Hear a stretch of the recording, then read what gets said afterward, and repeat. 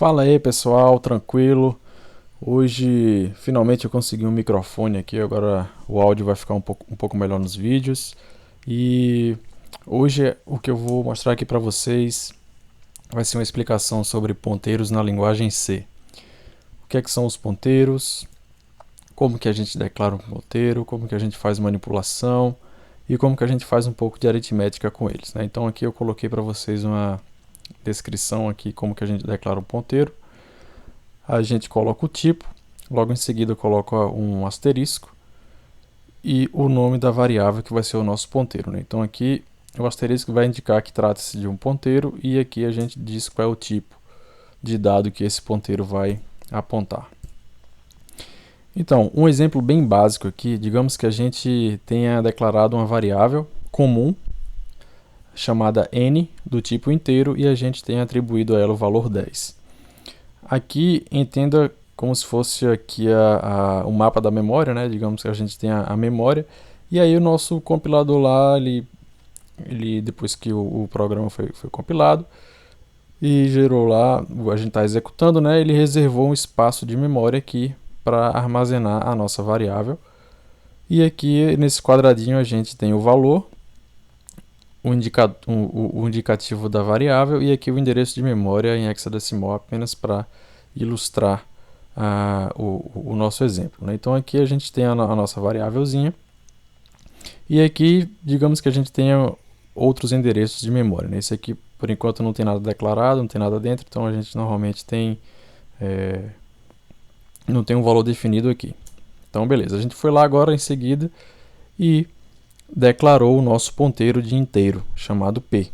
E a gente tem aqui agora, ele está ocupando esse espaço de memória, 0x11af, tem a nossa variávelzinha P, que é um ponteiro. Inicialmente, como a gente não atribuiu nada, ele começa com um valor que a gente chama de valor lixo, né? Um valor que não tem significado, é um valor qualquer que foi alocado na memória no momento da sua declaração. Aí beleza, logo em seguida a gente foi lá e fez a nossa variável apontar. O nosso ponteiro recebeu um endereço de memória e a partir de agora sim ele tem um valor.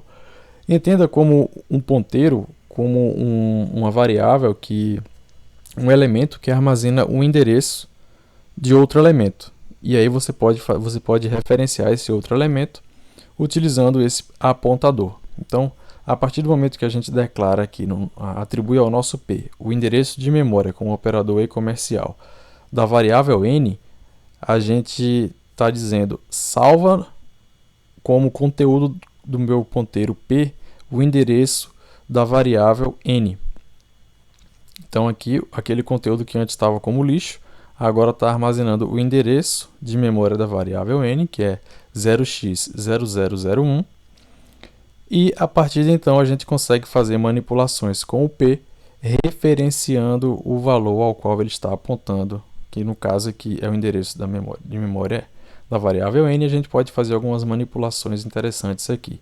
Tá, mas como é que eu consigo agora alterar o valor de n, por exemplo?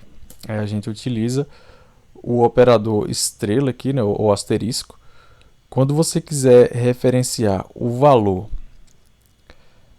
que está armazenado no endereço de memória que o ponteiro está apontando, você tem que usar o operador estrela ou asterisco. E aí você faz asterisco P recebe 20. Isso aqui, na verdade, ele vai no endereço de memória que P está armazenando aqui no seu conteúdo, que no caso está apontando para esse elemento n e vai alterar o conteúdo dessa variável. Então, depois que a gente fizer essa atribuição, o que é que vai acontecer aqui?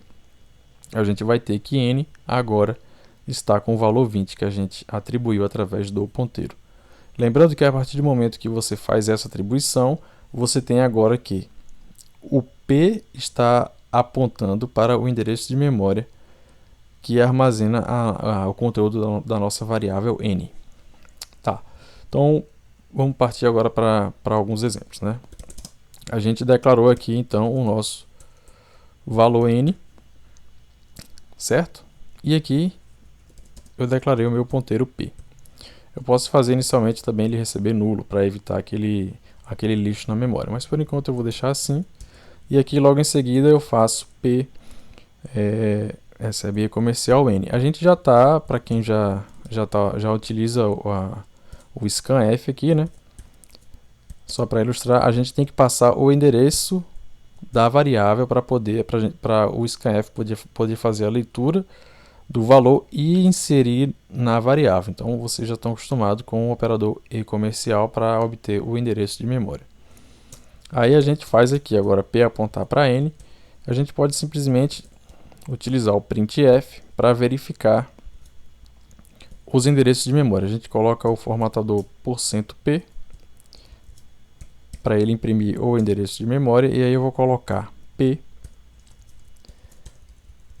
e comercial n. Vocês vão ver que eles estão apontando para estão apontando para o mesmo lugar. Então aqui, como vocês podem ver, o nosso p, o conteúdo do p é um endereço de memória, que é exatamente o endereço que a gente passou da variável n. Então percebam que são iguais. E aí a gente pode alterar o valor de p. Quando eu faço essa atribuição aqui, na verdade eu estou acessando esse endereço que está armazenado na variável p.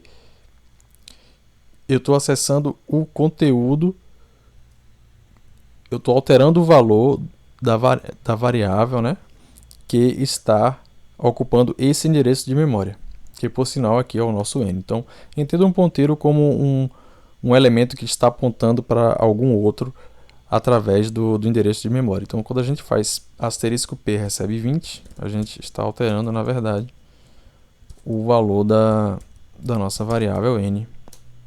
E aí a gente imprime novamente aqui o n para você perceber que o seu valor foi alterado. Então, se eu imprimir o n antes e depois, a gente vai perceber que ora ele vai estar com o valor 10, ora vai estar com o valor 20. Tranquilo? Vou fazer um exemplo aqui agora como que a gente, por exemplo, troca o valor de duas variáveis, por exemplo. Um método bem comum, swap, através de ponteiros, né? Então, A e B. A gente pode também fazer isso. Quando a gente... vocês sabem que, por padrão, a referência aqui é passada por valor, né? Então, quando a gente passa os parâmetros de uma função e a gente não está passando o endereço de memória, a gente passa por valor. Na verdade, você recebe uma cópia, e aí o que você faz aqui não impacta na variável que chamou aqui, do lado de fora, né? No caso da main. Mas eu vou mostrar para vocês como que a gente faz isso com ponteiros, para vocês verem mais uma utilidade, ou seja, a gente vai conseguir alterar o valor real de uma variável que foi declarada na main em um outro método. Então, como vocês já sabem como que a gente manipula, né? Então eu vou colocar aqui um valor temporário. Eu vou fazer o temporário recebe A.